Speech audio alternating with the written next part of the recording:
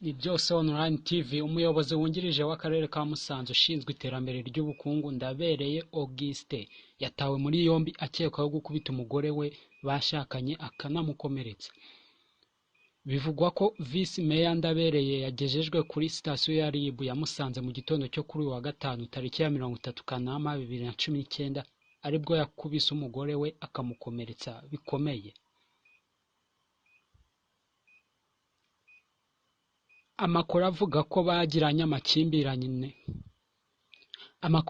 ko bagiranye amakimbirane maze umugabo yadukira umugore we aramukubita ndetse amukurura imisatsi bimuviramo gukomereka ahita ajyanwa ku bitaro bya Ruhengeri biri mu karere ka Musanze. Guverineri w'intara y'Amajyaruguru Gatabazi Jean Marie Vianney yemereye igihe.com ko Ndabereye akekwaho gukubita umugore we. Yagize ati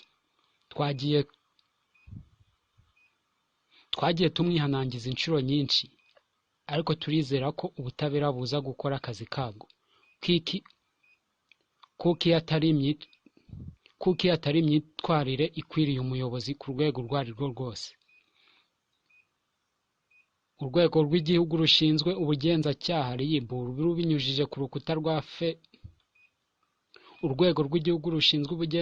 RIB rubinyujije ku rukuta rwa Twitter rwatangaje ko dosiye y'umuyobozi iri gukurikiranwa.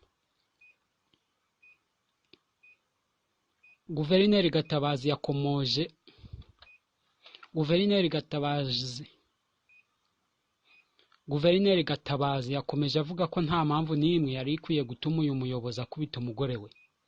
Yagize ati kuko uwo mwashakanye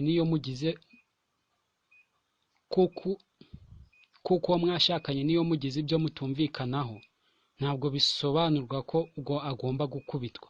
Nta mpamvu n'imwe yatuma akubitwa. Yakomeje asaba abayobozi ku nzego izo arizo zose kuba intangarugero birinda ibyatuma abaturage babatera icyizere.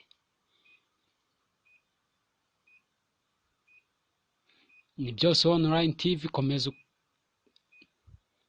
online TV niba utarakora subscribe nicyo gihe cyo gukora subscribe ugakomeza ukabona amakuru yizewe kandi yihuse.